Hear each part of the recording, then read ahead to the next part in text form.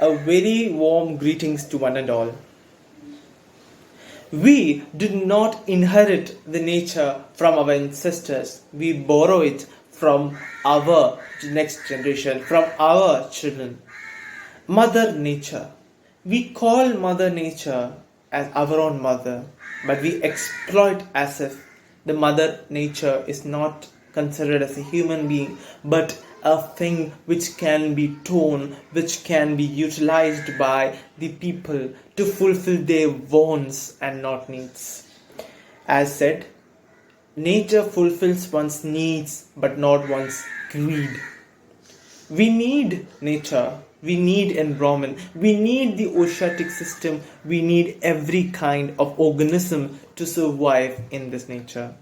But no, the greed, when this very need turns into greed, the problem arises.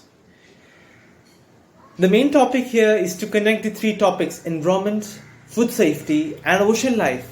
We must understand that water, food, air from the environment, all these elements are essential for the survival of the human being, for the very existence of human being. So how can we relate these things? A basic example: we all are consumers of marine products. Where are these marine products coming from?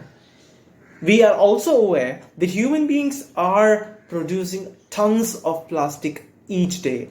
The very mobile case I am using for this competition is made up of plastic, which will be dumped by the user in the environment, which will gradually, or which will from ages will reach the ocean bed, and thus it will create or emit chemical substances. But the story begins when these chemical substances mix with the algae and become unknown for the marine animals. And that is when these fishes or the marine invertebrates consume these chemical substances. So what is wrong? Why are we concerned if marine organisms are consuming waste or chemical substances? In the later future, we are going to feed these. In America, around 15.5% of people feed on marine animals.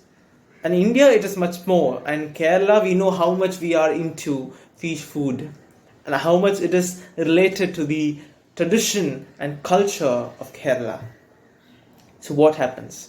These chemical substances which are being consumed by the marine animals are consumed in different but lower rates in human beings. Does this do any harm? Oh, no. Of course, it does harm, but it is gradual. It can even lead to cancer, skin cancer, liver cancer, many other deadly diseases. But does it just happen in one evening or one day? No. It is a gradual process. Each day we consume marine animals or marine food, and these chemical substances keep on accumulating in our body system. And this will lead into deadly diseases which are not even being able to cure in the recent times, which even do not have a proper medication for in the medical field. So how can we overcome this situation?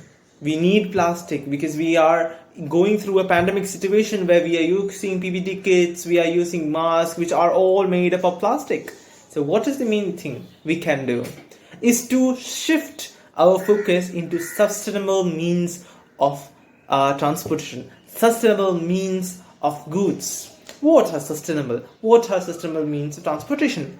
One basic example is cycling. In our past, the cycling had a glorious past, where we used to cycle, we are used to pedal even the slightest of distances, but today we are dependent on the transportation system which are creating pollution and harming the environment. Indeed, this is a prime time that we switch into cycling.